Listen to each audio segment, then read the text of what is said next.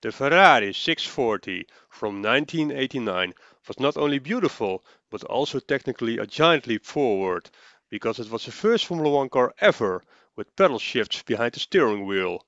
Now let's get into it.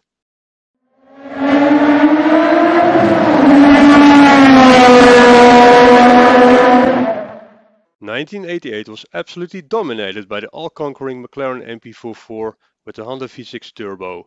Michele Alboreto and Gerhard Berger could not challenge McLaren in their Ferrari V6 turbos. Berger tried harder than ever at Spa, showing Ferrari team resolve at its best. 1988 was also the year Enzo Ferrari died. Enzo Ferrari died in his hometown of Modena after a life devoted to the sport. His cars may race forever, but would the sport ever be the same without the man himself? A month after Enzo's death, Ferrari won their only race of the season at Monza. We have to thank Jean-Louis Schlesser for that. Senna still leading the Italian Grand Prix. McLaren driver then made that mistake. He tried to go past Jean-Louis Schlesser, but he got it wrong. That of course meant Ferraris were now 1 and 2, first and second in the Italian Grand Prix. Let's watch it again. Schlesser tries to stay on the left, right out of the way, and even goes over the sand himself, but Senna just drives across his bows, forgot about him momentarily and paid the price. Yeah, that was very unfortunate because Schlesser couldn't possibly do anything else other than perhaps get stuck in the shale there. Gerhard Berger on his way to victory in the Italian Grand Prix on the last lap, but Michele Alboreto at this point was closing in. It was a Ferrari 1-2, and Alboreto had just set the fastest lap, so the crowd were really tingling on their feet, cheering and shouting. Fantastic.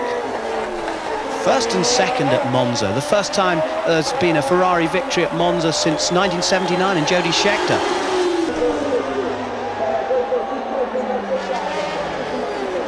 It's for Mr. Ferrari and myself, for both together, and for Ferrari general.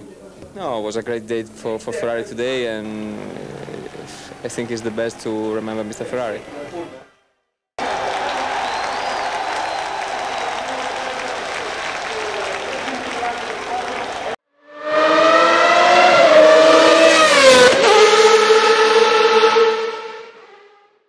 Ferrari drivers for 1989 were Nigel Mansell and Gerhard Berger.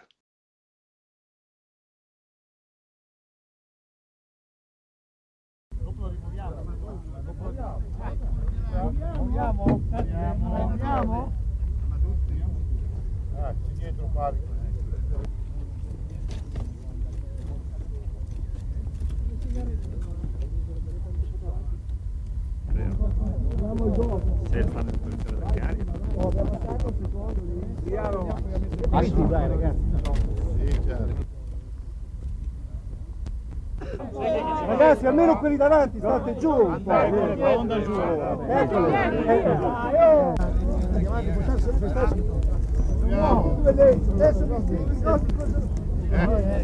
The Ferrari Type 640 was designed by Englishman John Barnard, who came from McLaren in 1987. This was the first Formula 1 car ever with a semi-automatic transmission and with pedal shifts behind the steering wheel, like they still use today in Formula 1. The Type 640 originally had two small air intakes on either side of the driver, but from the fourth race of the season in Mexico, a more conventional air intake above the driver was introduced, which they kept on the car for the remainder of the season. It was powered by a 3.5-liter V12 engine, which produced up to 660 brake horsepower by the end of the season, and it sounded like this.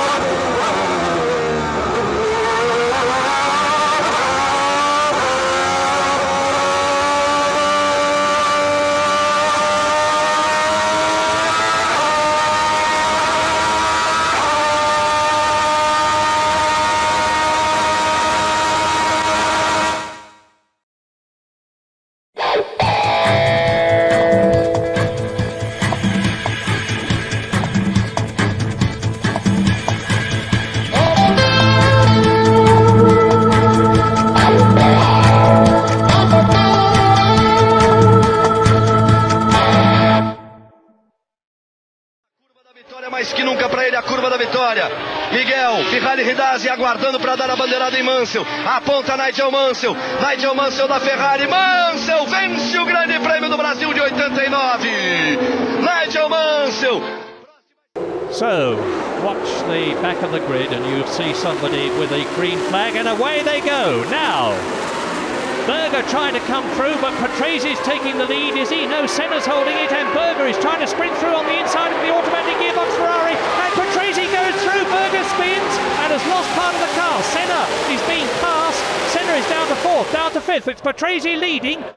Mansell, who is already the hero of Italy because he took the new 640 Ferrari by the scruff of its neck when he tested at Fiorano and broke the lap record first time out, and it was a frosty day at the time. So Nigel, having driven for Lotus, having driven for Williams and won 13 Grand Prix, is on his way for Ferrari in the John Barnard designed car, storming along.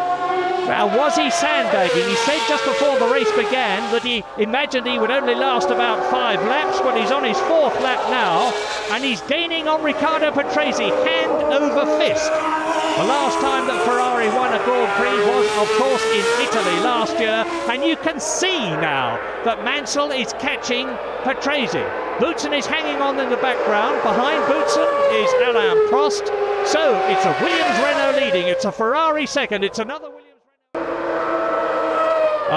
We'll check as they go through and complete the lap. But now, at the end of that 15th lap, with Prost having gone into the pits, Mansell's taken the lead, and Nigel Mansell went round the outside of Riccardo Patrese at the end of the straight. Patrese went for the inside as they went up the straight, and Mansell, little puff off the verge as he put a wheel onto the verge, but he kept it all together and outbraked round the outside, and he'll be very relieved to have got past Patrese.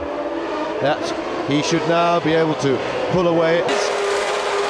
Why, there's the time. Nigel Mansell, and that's not a very good stop by today's standards. 10 seconds, Nigel Mansell. And if either of the two men that they're closing up on gets in the way, there was Danner.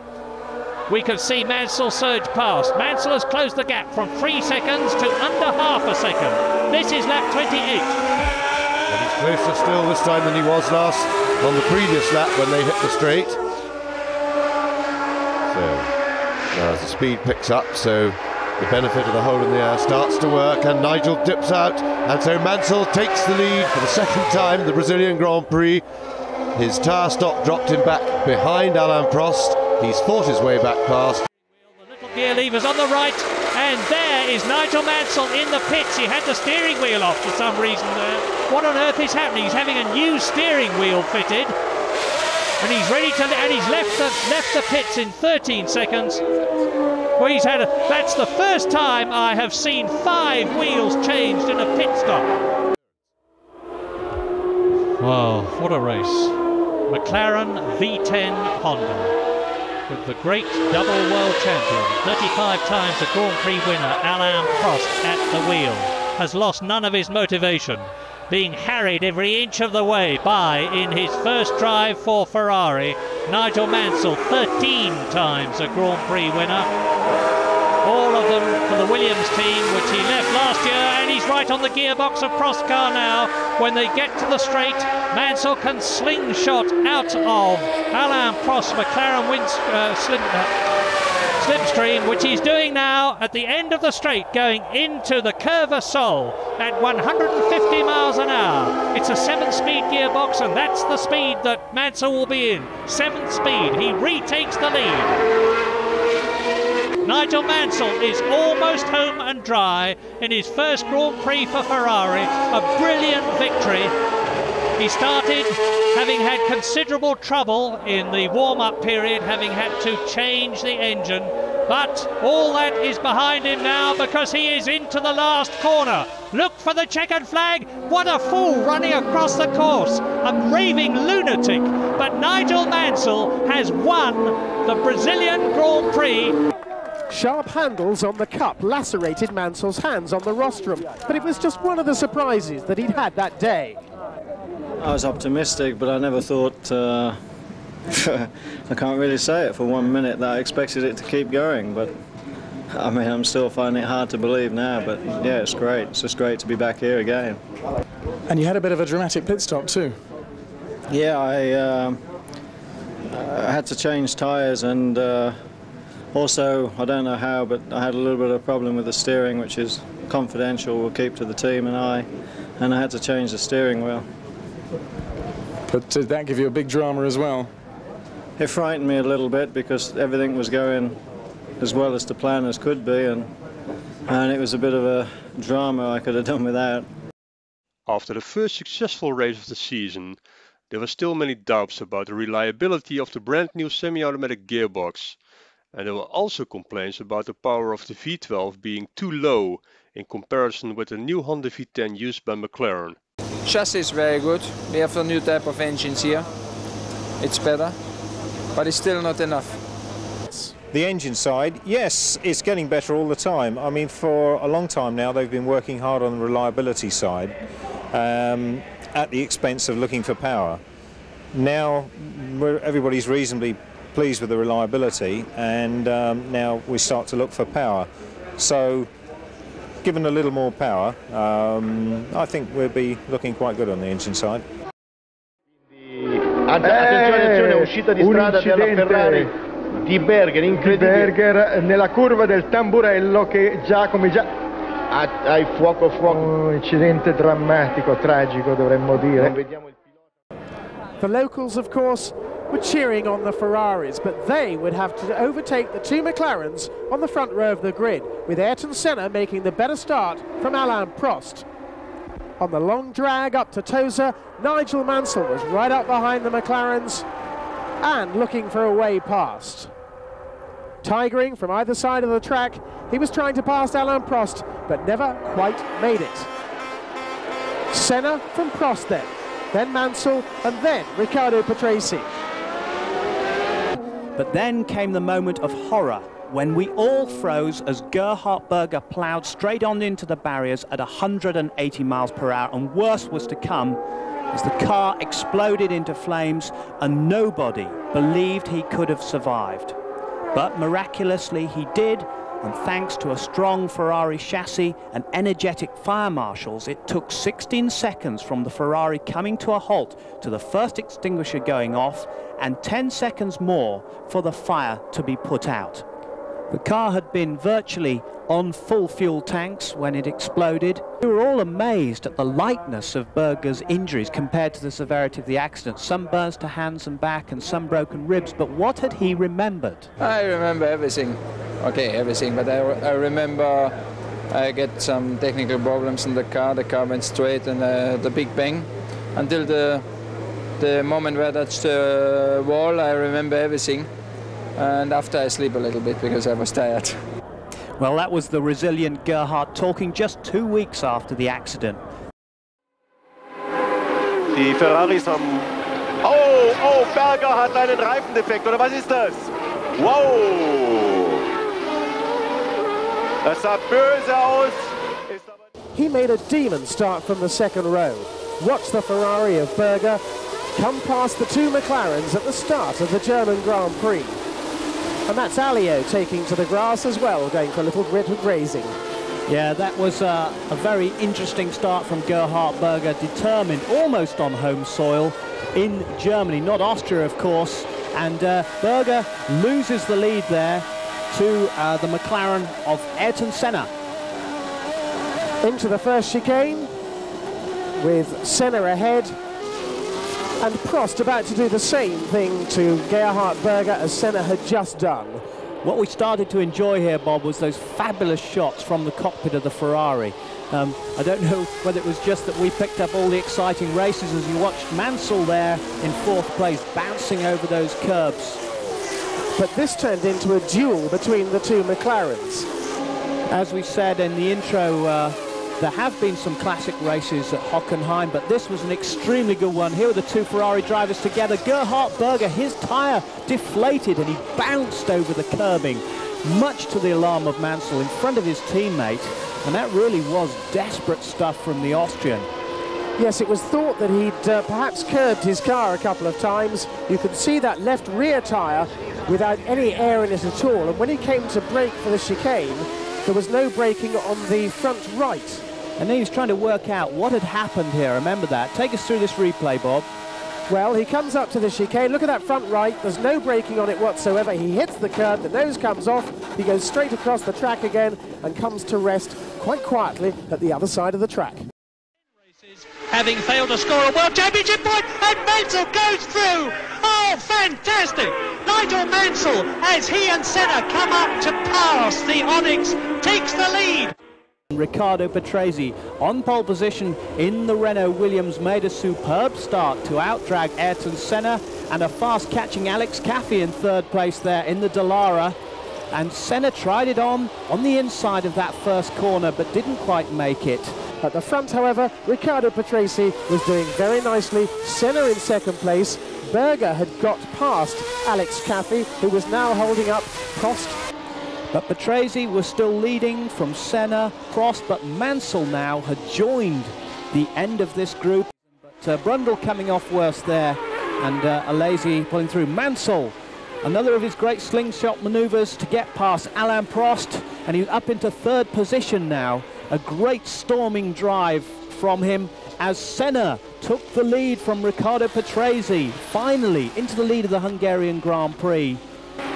Then it was Senna and Mansell coming up behind Johansson, and Mansell's slingshot past them both and into the lead. It was a very, very exciting point of the race because Mansell had hauled everybody in one by one, and he was in the right place at the right time there. There is the camera from behind, and Johansson was quite slow out of that corner, blocking off Senna, and Mansell seized the opportunity. It was Nigel Mansell who continued on his way to the checkered flag for the second time in 1989. Yeah, on Saturday evening last night I was very disappointed to be 12th on the grid, but then very pleased because I actually qualified on race tyres. We had a big problem on qualifiers, so at least we were in good shape for the race day, which is obviously the most important thing.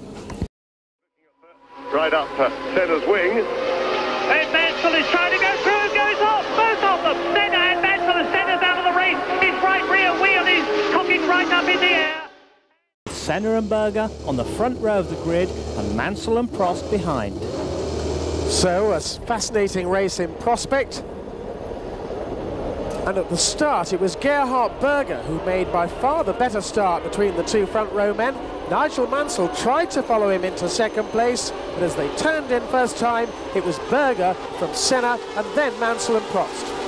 Yes, and behind them, Pierluigi Martini made a very good start in the Minardi, and his teammate Luis Perez Sala was well up at the time, just ahead of Stefan Johansson, but all the field got safely through, and here was Berger had disappeared at this point in time, and in second place it was Senna, and third. There we are, look at the lead that Berger had got at this point. It was amazing to get that far ahead of Ayrton Senna in second place, Nigel Mansell in third, and then in fourth came Prost trying to hang on to those top three men.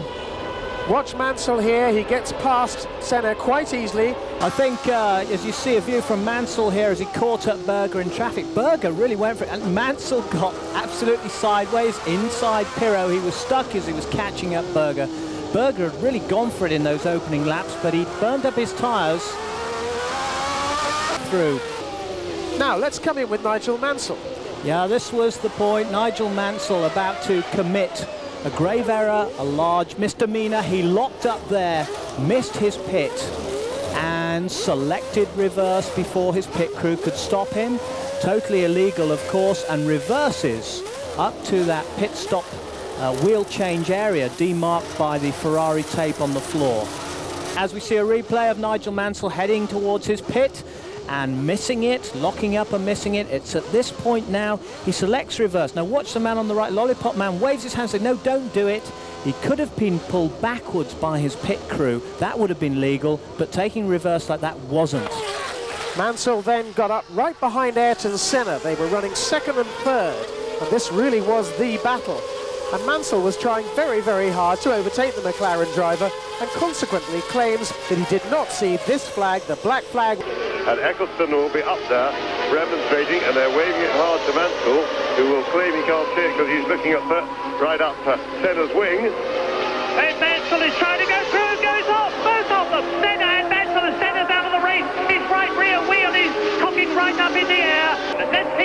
replay. Here it is.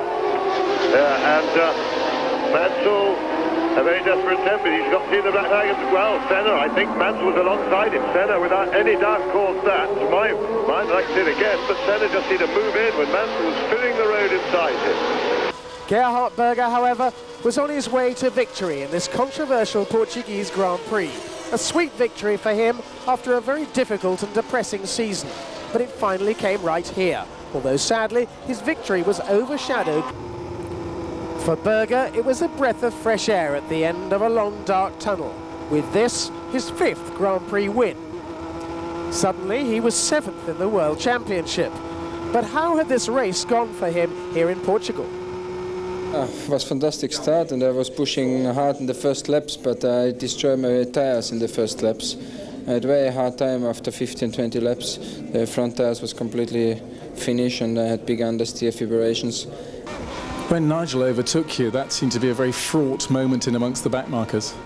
Yes, but I know anyway he will overtake me because my tyres was completely finished in front, and I was in the slipstream in the ref limit. I had no chance to go quicker, and I had a big wing on, and for me it was clear he will overtake me on the straight. But anyway, it was good, but it was no problem for me. As the drivers Berger, Prost and his old mate Johansson celebrated, there were dark rumblings from the steward's office where it was later announced that Mansell was to be banned from the next race and his team would be fined $50,000 for ignoring the black flag after reversing in the pit lane. Mansell was putting his case. I know how. I caught Senna, and at this time apparently was black flagged. I did not see any flag. I was competing for 2nd place. It's as simple as that. If they believe honestly I saw it and ignored it, I will have to consider retiring sooner rather than later from Formula One.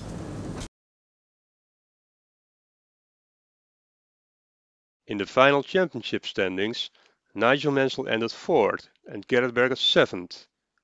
In the team championship, Ferrari ended 3rd behind McLaren and Williams. Although the Ferrari 640 was a competitive car, they lost far too many points due to reliability problems.